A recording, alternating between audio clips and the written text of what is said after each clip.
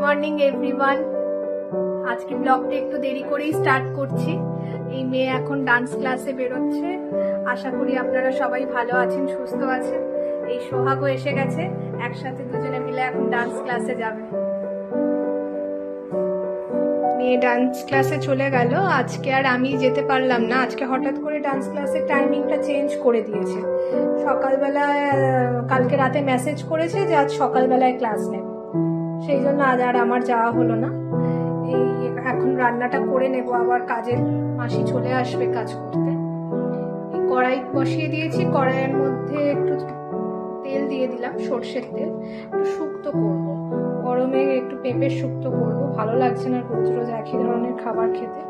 তার জন্য পেঁপে কেটে নিয়েছি, উচ্ছে কেটে নিয়েছি, খুব সামান্য আলু আর কিছুটা সর্ষের ডাঁটা, এটা দিয়ে আজকে আমি শুক্তোটা করব। জামশেদপুরে এখন এত গরমে বিশেষ কিছু ভালোও লাগছে না। আর আজকে সকাল থেকে আমার শরীরটাও বিশেষ ভালো লাগছে না, গরমের জন্যই হয়তো। এই শুক্তোটা করার জন্য আমি একটু এখানে সর্ষে ফোড়ন দিয়ে দিলাম কড়াইতে। সর্ষে ফোড়ন দিলাম, এবার এক এক করে উচ্ছেগুলোকে ভালো করে ভেজে নেব। উচ্ছে ডাঁটা এইগুলোকে আগে উচ্ছেটাকে লাল লাল করে ভেজে নিয়ে তার মধ্যে ডাঁটাটাকে দিয়ে ভেজে নেব।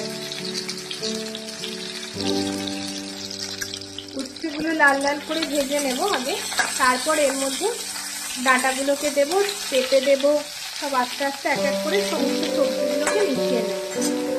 এবার ডাঁটাগুলোকে দিয়ে দিচ্ছি।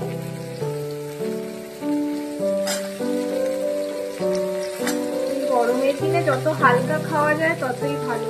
এই সময় রিচ খাবার দাবার একটু খেলেই না শরীর বেশি খারাপ হয়ে যায়, পেট গরম হয়ে যায়। সেই জন্যই হালকা করেই আজ কিছু রান্না করবো। কাল আবার বাজার হবে, ফ্রিজে যে সবজিগুলো ছিল সেইগুলো তো খেয়ে তুলতে হবে, কাল ফ্রেশ সবজি আসবে। সেই জন্য এইগুলো দিয়ে এইভাবে এই কয়েকটা রান্না করেছি। ডাঁটাটা হালকাই ভাজবো, বেশি ভাজলে ডাঁটা ছিদ্রে হয়ে যাবে। ভেজে নিয়ে তারপর এর মধ্যে পেঁপেটাকে মিশিয়ে দেবো। পেঁপেটা আর আলুটাকেও মিশিয়ে দিলাম, কিন্তু দেখছি তেল একদম টেনে গেছে, পুরো তেলটাই টেনে নিয়েছে। সেই জন্য একটু সামান্য তেল আমাকে দিতে হবে। এবার এর মধ্যে বেশ কিছুটা আদা বাটা আমি দিয়ে দেবো। আর কোনো মশলা দেবো না, আর সামান্য একটু হলুদ দেবো, আর নুনটা সবজি ভাজার সময় আমি দিয়ে দিয়েছিলাম। এটা দিয়ে ভালো করে নাড়াচাড়া করে জল ঢেলে দেবো। হলুদের গুঁড়োটাও দিয়ে দিয়েছি। এবার একটু নাড়িয়ে নেব, ভালো করে হলুদটাকে এর মধ্যে মিশিয়ে দেবো। মিশিয়ে আমি এতে জল ঢেলে দেবো।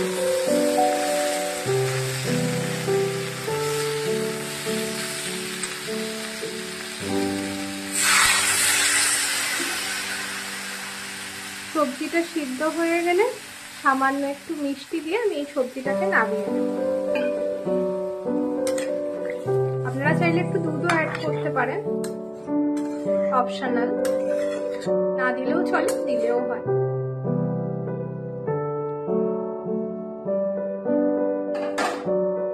শুক্তোটা ফুটছে, আমি এর মধ্যে বেশ কিছুটা বড়িও ভেজে নিয়েছি, এটাকেও দিয়ে দেব।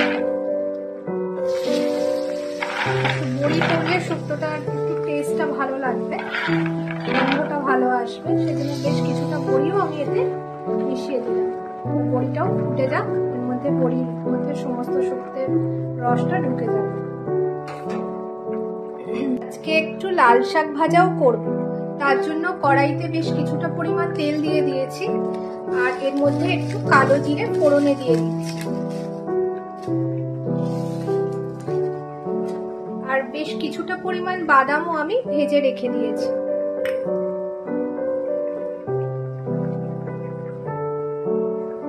শনিবার আমি শুকনো লঙ্কাটা একটু দেওয়া অ্যাভয়েড করি, সেই জন্য আজ আমি আর শুকনো লঙ্কাটা দিচ্ছি না। এটা আমি কাঁচা লঙ্কা দিয়েই করব, আপনারা শুকনো লঙ্কা চাইলেও দিতে পারেন। শাকটা তেলের মধ্যে আমি দিয়ে দেব।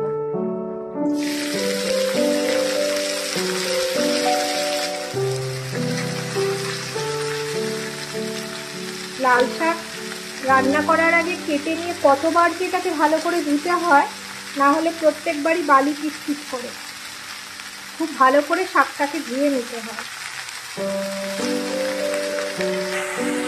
শাকটাকে পুরোটা আমি দিয়ে দিয়েছি। এবার এটাকে আমি ভালো করে একটু নেড়ে দেব।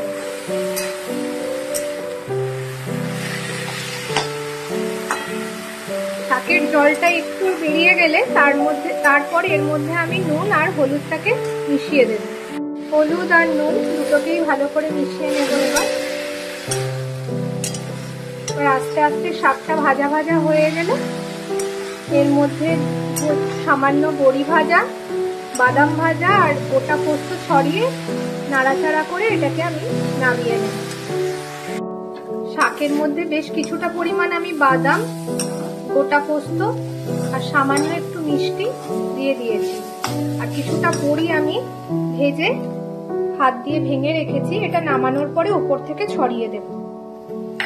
শাকটা আমার মোটামুটি প্রায় কমপ্লিট হয়ে এসছে। এবার এটাকে নামিয়ে নেব। শুক্তোটাও রেডি হয়ে গেছে, নামিয়ে ফেলেছি। আর এদিকে আমি শাকটাকেও ভেজে রেডি করে নিয়েছি।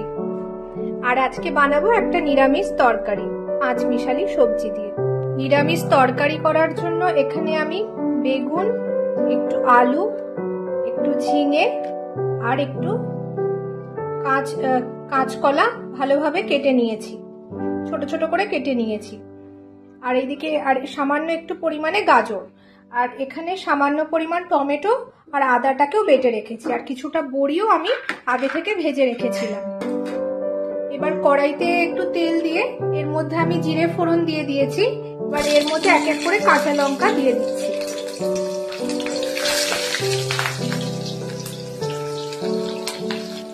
এরপর এক এক করে সমস্ত সবজিগুলোকে এর মধ্যে আমি মিশিয়ে দেব।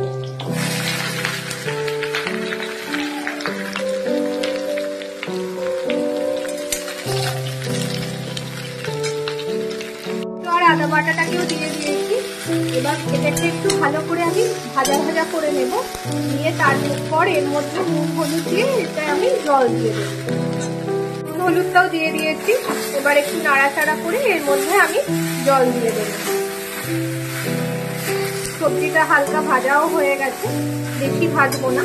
বেশি ভাজতে গেলে অনেকটা পরিমাণ তেলও লাগতো, আমি অতটা পরিমাণ তেলও এতে দিইনি। অল্প ভাজা ভাজা করে এটাকে আমি জল দিয়ে দেবো। সবজিতে জল দিয়ে দিয়েছি। এবার বড়িগুলোকে মিশিয়ে দেব। দিয়ে সবজিটাকে আমি বেশ কিছুটা সময় ফুটতে দেব।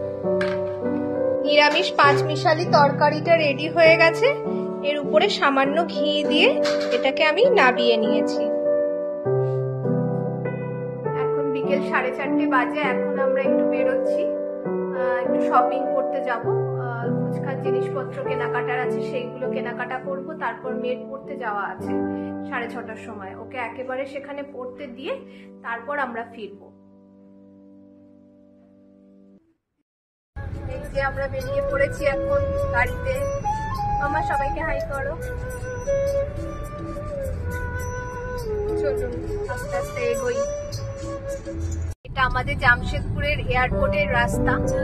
আজকে এই রাস্তাটা দিয়ে যাচ্ছি, ভাবলাম আপনাদের সাথে শেয়ার করি। এই দিক থেকে জামশেদপুরের এয়ারপোর্টের গেট। দেখুন রাস্তাগুলো কি সুন্দর, দুই দিক থেকে পুরো গাছ চলে গেছে, মাঝখান থেকে একদম মসৃণ, একদম সুন্দর রাস্তা।